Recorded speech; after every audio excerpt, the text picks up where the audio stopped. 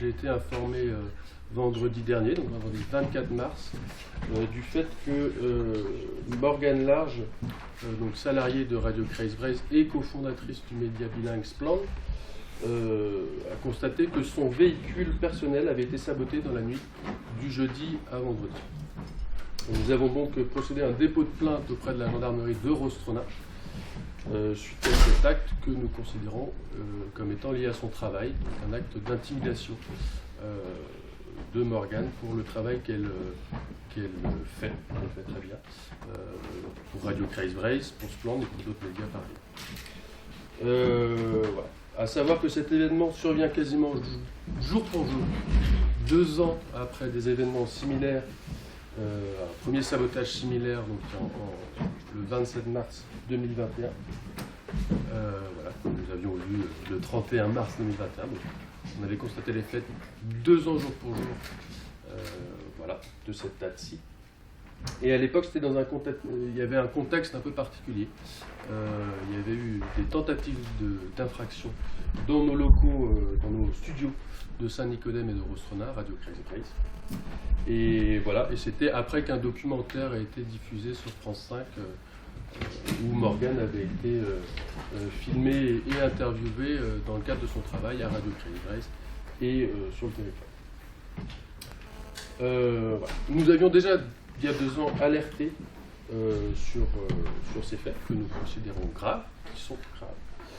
Et nous avons soutenu Morgane, évidemment, dans son dépôt de plainte, voilà, qui a donné lieu à une investigation qui s'est conclue par un non-lieu en décembre de l'année dernière.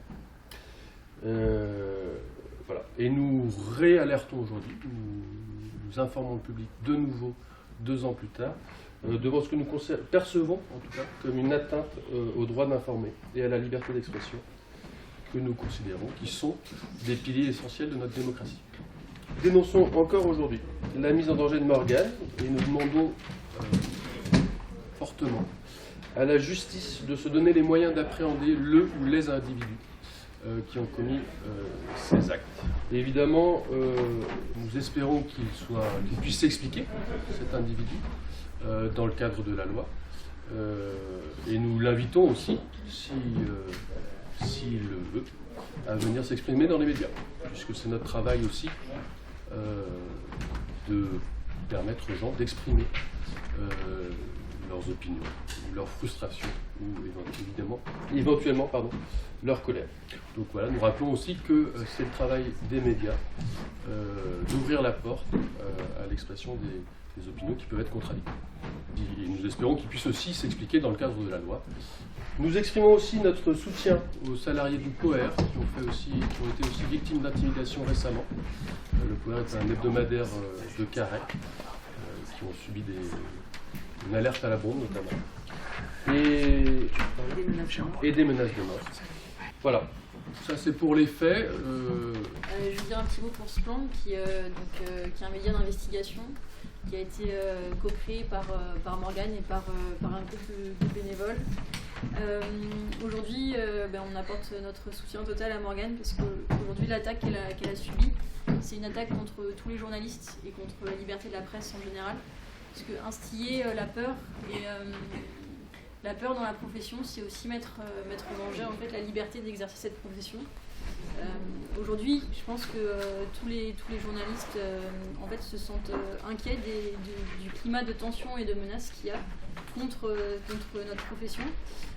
C'est vrai qu'Alain parlait des menaces qu'il y a eu contre les journalistes du POER, mais il y a aussi toutes les menaces qu'il y a contre les élus, par exemple à Calac, ou contre des militants environnementaux.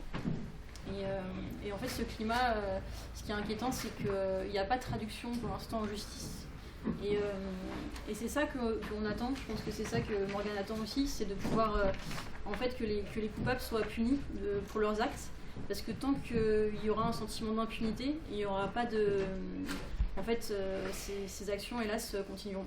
Donc je pense que la prochaine étape, et ce que tout le monde attend aujourd'hui, c'est que l'enquête aboutisse et qu'il y ait une traduction judiciaire. Voilà.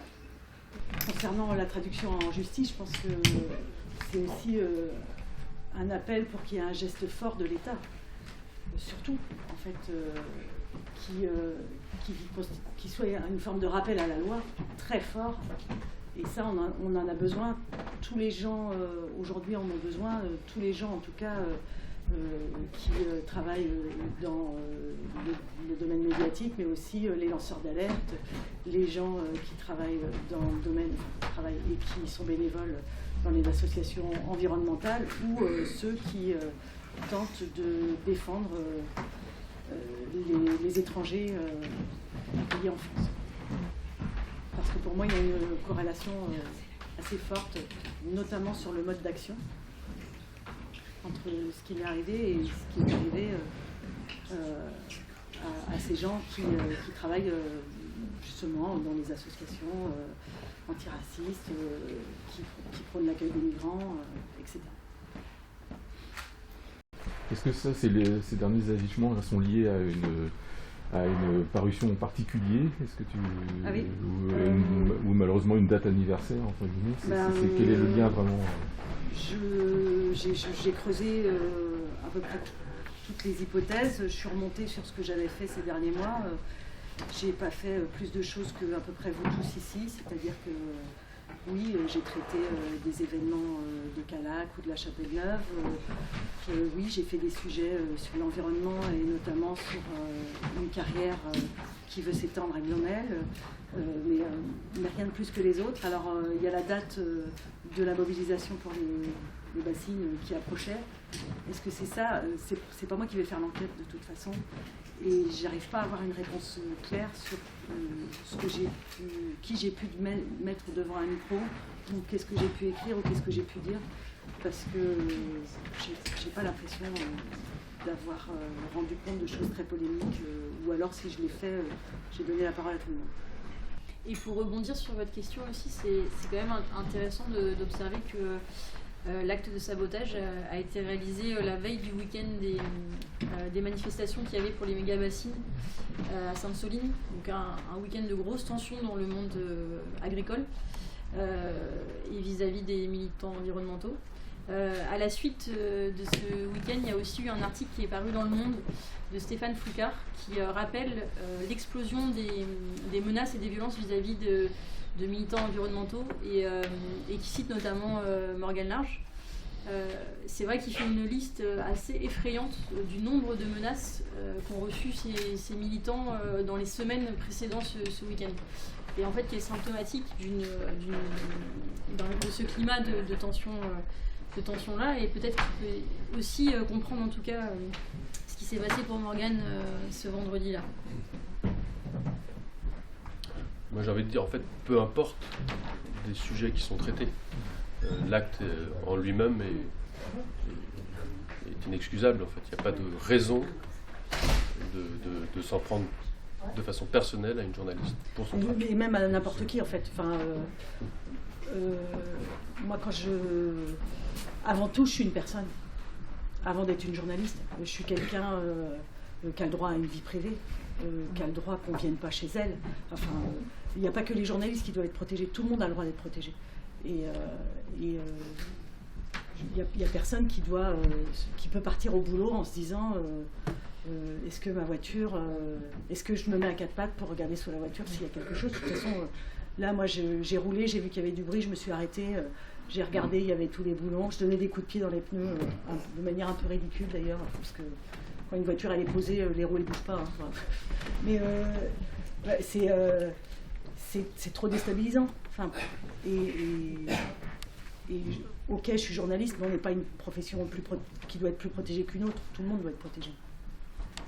Il me semble quand même qu'il y a l'agro-business sur lequel vous avez enquêté. Il y a aussi ce qui s'est passé avec les étrangers à Callac. Vous voyez un lien entre les deux C'est pas à moi de voir ce lien, je ne sais pas du tout. Je sais qu'on a traité ces sujets-là parce que c'est des sujets majeurs. Mais non, je peux pas faire un lien. Je connais pas les opinions des gens et je sais pas qui est venu chez moi. Mais j'aimerais qu'en fait la première enquête elle soit réouverte, que ce soit pas une nouvelle enquête, parce que pour moi on est sur la même stratégie, le même type d'action, au même endroit, au même moment, de la même façon, avec une montée en grade, puisque la première fois, on avait enlevé 2 boulons, et là, on a dévissé 4 boulons sur ma voiture, et il n'y avait plus que l'antivol qui tenait. Voilà. Et je précise que Morgane avait fait changer ses pneus un mois avant. Le Donc, 4 mars. Ils Un jour avant. étaient tout neufs, quoi. Ouais, ouais. Est-ce que peut-être tu peux nous dire du côté de l'enquête, est-ce que tu as l'impression que les choses sont prises au sérieux, que les Alors, gendarmes font leur travail? J'ai appelé le garagiste qui m'a dit de passer, parce que j'ai dit il y a du bruit, c'est très bizarre. Et puis après j'ai pris un rond-point, monsieur, ça va plus du tout, là ça devient un bruit dingue. Et lorsqu'il a constaté donc, que ma roue était desserrée, il m'a proposé d'appeler lui-même la gendarmerie. La gendarmerie a dit qu'elle n'avait pas de personnel disponible pour venir. Donc ils ont proposé au garagiste de faire une attestation. Et moi je suis allée avec cette attestation l'après-midi avec RKB qui me soutient, il faut quand même le dire, parce que RKB c'est un tout petit média fragile. Et j'ai un soutien inespéré de la part d'RKB et de mes collègues qui est super. Et donc, on a déposé une plainte avec cette attestation. J'ai pas de nouvelles depuis. Aucune nouvelle de rien d'ailleurs. Les gendarmes m'ont raccompagné chez moi. Ils m'ont, comme la première fois, dit d'installer une caméra de chasse. Moi, je suis pas trop bricoleuse pour installer des trucs comme ça. Donc, je leur ai dit, mais c'est peut-être à vous d'assurer ma protection. Enfin, il y a des moyens. Enfin, la gendarmerie avait des moyens. Vous pouvez peut-être, vous avez peut-être du matériel. Enfin, moi, j'ai pas monté dans les arbres pour installer des caméras. Et par contre, l'enquête qui a été menée la première fois, elle a été bien menée. Enfin, je remets pas en question le travail qui a été fait par l'enquêteur. Le juge d'instruction, il a bien fait son travail aussi. Seulement, il y avait, faute de preuves, on n'a pas pu cibler qui avait fait ça. Mais moi, j'ai eu l'espoir déjà que toute cette histoire, elle était derrière moi, que j'avais retrouvé de la tranquillité dans mon boulot. Je faisais plein de trucs très sympas. Je faisais des ateliers dans les écoles, j'adore ça. Et j'avais eu l'impression aussi que cette enquête, elle avait permis une forme de rappel à la loi. Parce qu'il y a plein de gens qui ont été entendus dans cette enquête. Alors quand on est entendu par un enquêteur, on est convoqué. Hein. C'est quand même assez impressionnant. Moi, j'ai déposé devant un juge pendant 3 heures pour la première histoire. C'était 5 mois après les faits. Je peux vous dire que c'est extrêmement éprouvant. Et j'étais pourtant... j'étais la victime. Donc oui, pour moi, ça avait constitué un rappel à la loi et le message, il était passé, qu'on ne pouvait pas faire n'importe quoi, qu'on ne pouvait pas utiliser des méthodes mafieuses pour aller chez les gens et pour leur faire peur. Et c'est pour ça aussi que je suis super déçue aujourd'hui et je suis un peu séchée, quoi. Enfin, voilà. Parce que je m'y attendais pas. Les gendarmes ont répondu quoi quand vous leur avez demandé de eux mettre les moyens en place pour vous protéger, de mettre une caméra dans l'arbre? Rien. Ni oui ni non. Non. Après, la gendarmerie de Rostronin est quand même plus impliquée cette fois-ci, j'ai l'impression, que la dernière fois. Ils ont compris la gravité des faits. Après, je ne suis pas certain que ce soit eux qui puissent se donner les moyens. Je pense que ça joue à un autre niveau. J'espère qu'on sera entendu et que les moyens seront libérés pour que l'enquête se réouvre et continue à fond pour pouvoir trouver qui fait ça. Alors après, il y avait des traces de roues près de chez moi, de quelqu'un qui avait fait demi-tour en haut de la route. Comme j'avais pas eu de courrier depuis 4 jours et que mon voisin agriculteur avait ses vaches dans un autre champ et qu'il avait beaucoup plu avant, je me dis ces traces de roues, c'est sans doute les traces de roues de la personne qui est venue, quoi. Et là les gendarmes m'ont dit ça peut être quelqu'un qui a fait demi-tour voyant qu'il arrivait dans un cul-de-sac. Aussi. Je sais pas. Ils n'ont pas fait de relevé d'empreintes sur la roue? Non. Mais on n'a pas besoin de se servir de ses mains pour desserrer, non. Par contre, on a besoin de force, parce que c'est serré par des outils de pro là, dans les garages, c'est super dur à enlever. Et le garagiste avait déjà touché la roue, puisque les boulons avaient été Ouais. resserrés Ouais. déjà. Mais bon, Et puis le garagiste comme c'est moi, il sert bien fort. Je vais redemander une protection policière. Oui. Alors il y a des gens qui ont été assez choqués quand j'ai demandé une protection policière. En fait, la protection policière que j'avais demandée il y a 2 ans, c'était un numéro de téléphone d'urgence. Parce qu'à l'époque, j'avais un de mes enfants qui était à la maison, que j'étais amenée à bouger pas mal. Enfin, à l'époque, j'ai dit que j'avais une inquiétude sourde. En fait, non, j'étais hyper inquiète. Et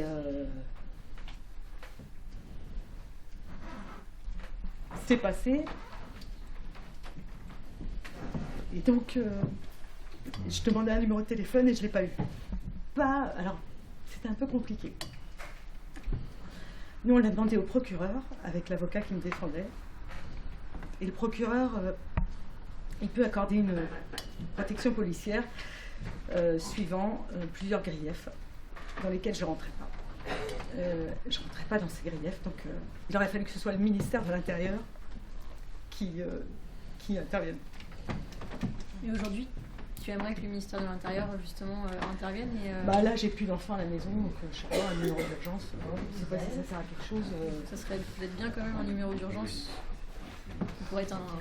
Ouais, ça peut, ouais. peut être Mais, rassurant. si ça arrive que tous les 2 ans, est-ce que c'est nécessaire? Enfin, c'est compliqué quand c'est si diffus. Enfin, même moi, je trouve ça diffus. Je sais pas quand est-ce que je dois me méfier. Je sais pas quand est-ce que je dois pas me méfier. J'avais eu un point chaud dans une manif où on m'avait, pendant que je posais une question, on m'avait tapé dans le dos et m'avait dit « Toi, tu poses pas de questions ». C'était une personne avec un masque et une capuche. On sait qui tu es, tu poses pas de questions. Mais à part ça, j'avais rien eu d'inquiétant. Enfin, puis heureusement, enfin, je sais pas, la vie reprend le dessus, on rencontre plein de gens sympas. Enfin, la plupart des gens sont sympas. Et moi, plus je rencontre des gens, plus je trouve que la majorité des gens que j'interviewe, je vais dans les maisons de plein de gens, je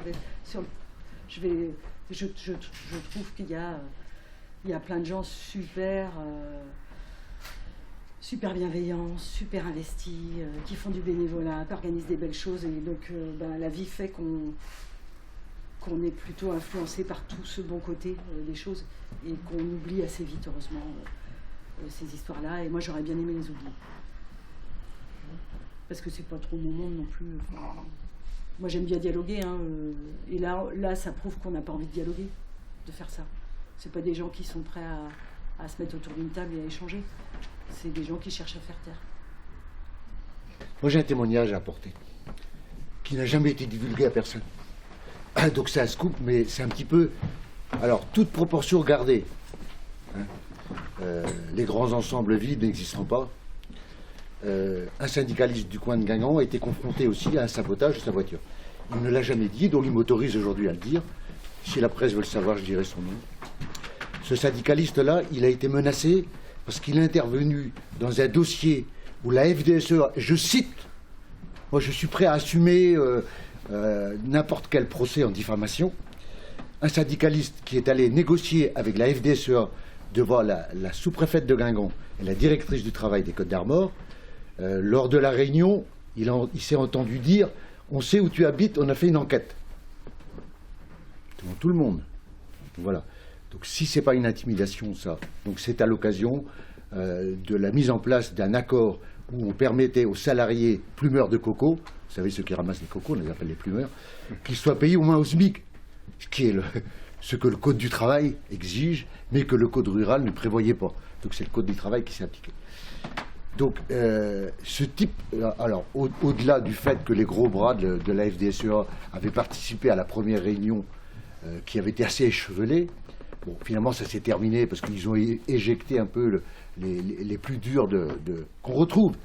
Donc le bras, je vous signale quand même que le bras armé, je pèse mes mots, de la FDSEA sur le Trégor, c'est l'UCPT de Paimpol, qu'il m'attaque en diffamation, si c'est pas vrai.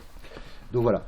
Et ce même syndicaliste a été confronté aussi, dans le secteur de l'agroalimentaire, dans un procès qui a été mené contre un employeur d'une boîte agroalimentaire de Guingamp. Si vous voulez, je vous donnerai le nom. Chéritel. Merci, mon camarade. Je ne l'ai pas oublié. Donc voilà. Et ce syndicaliste, il a eu et je le révèle aujourd'hui, sa voiture a été sabotée. Alors, un tout petit sabotage. Il s'est réveillé une nuit, il avait entendu du bruit. Il est allé dans sa salle de bain, il a vu qu'il y avait de la lumière dans sa cour, ce qui est assez anodin la nuit. Enfin, la nuit, sa cour n'est pas éclairée.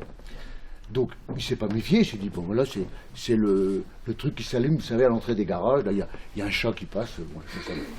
Le lendemain, il va pour prendre sa voiture, et la roue était dégonflée. Bon. Armé de sa seule force, il met sa roue de secours, et il envoie sa roue chez le garagiste. Et le garagiste éclate de rire quand il revient prendre sa roue. Il dit, mais vous êtes moqué de moi, là? Pourquoi vous avez mis un petit gravillon entre le... Comment ça s'appelle, le chapeau, là, vous voyez, sur votre roue, le bouchon. et la valve. Et la valve. Mais moi, j'ai rien mis. Alors, c'était anodin, mais le lendemain, paraissait dans la presse la condamnation de ce même employeur. Voilà. Voilà, devant la cour d'appel de Rennes. Donc, alors, ce syndicaliste a toujours tendance à dire que la coïncidence tue le hasard. Mais aujourd'hui, vous êtes au courant de ce qui s'est passé. Donc moi, je ne suis pas étonné. Je ne suis pas étonné de ce qui t'arrive. Et je ne suis pas enquêteur non plus.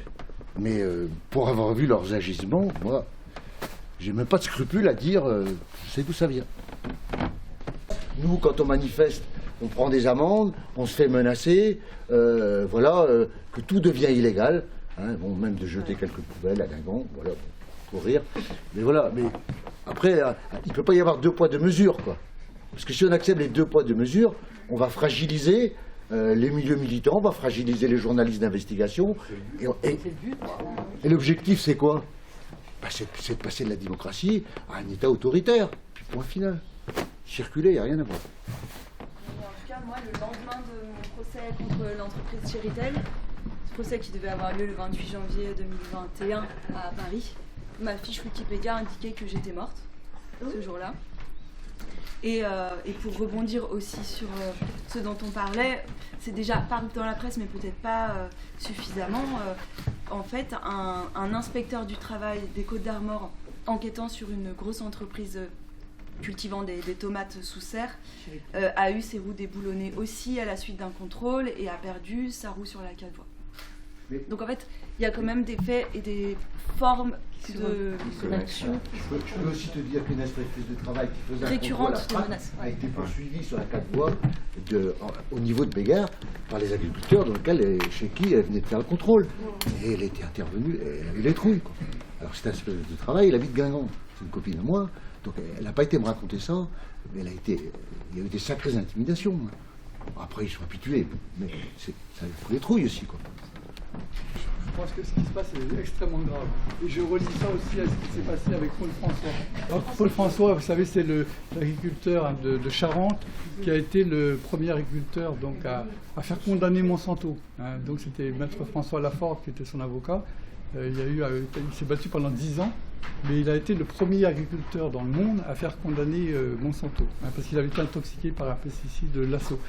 Et ça a ouvert d'ailleurs après des possibilités de recours en justice, notamment aux États-Unis, donc qui coûte très cher aujourd'hui à Monsanto, qui a été racheté par Bayer.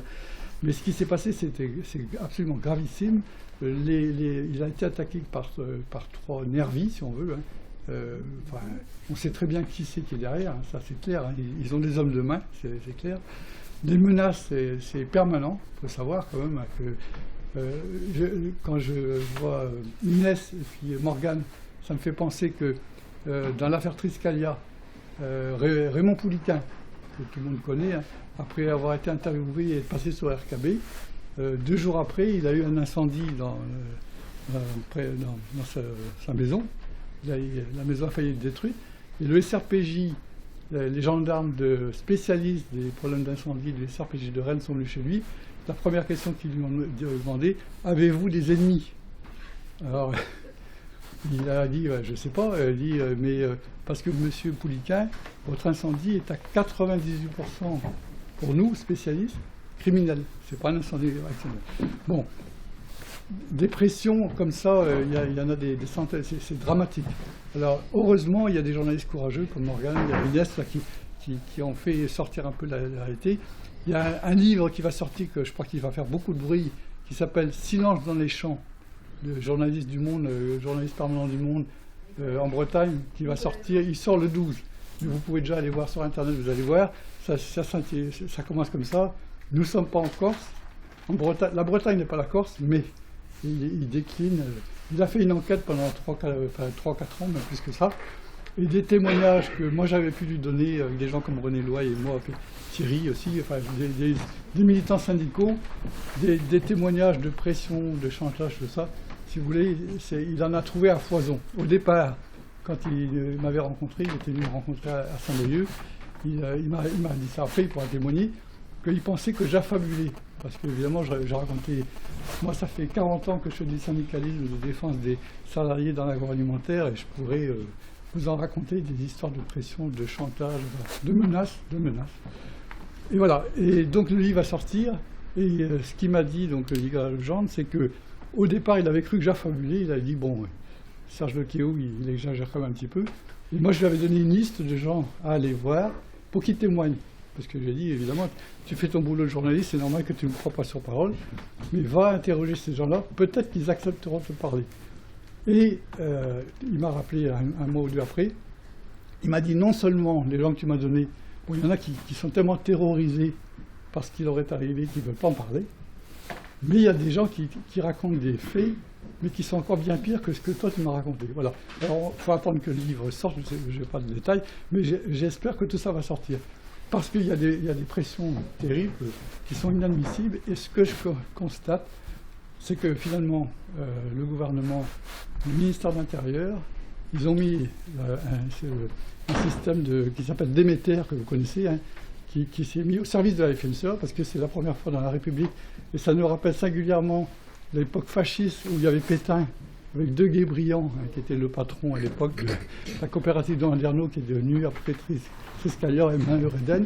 À l'époque, la police française était au service donc d'Orgère, c'était la bande à d'Orgère à l'époque, les chemises vertes. Et aujourd'hui, on s'aperçoit que dans notre République française, le gouvernement, c'était le ministre de l'Intérieur ancien socialiste là, du sud de la France, qui a signé un accord avec la FNSEA, ils ont mis Christophe Castaner, ils ont mis donc au service d'une organisation professionnelle qui est la FNSEA, on peut les citer, donc finalement la police, la gendarmerie.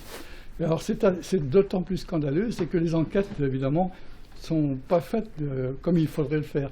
L'affaire Paul François, ils n'ont pas retrouvé les coupables, alors que je pense que si vraiment ils y avaient mis les moyens, ils auraient retrouvé. Autant Morgan, je pense aussi que s'ils mettent la gendarmerie et le SRPJ mettent les moyens, s'il y a vraiment une volonté de l'État d'aller au bout de l'enquête, ils ont les moyens de remonter, de trouver les responsables. Mais c'est vrai qu'aujourd'hui, c'est vraiment la situation est dramatique et il faut qu'il y ait un sursaut citoyen. C'est pour ça que moi je suis là aujourd'hui, hein, je représente l'Union syndicale solidaire.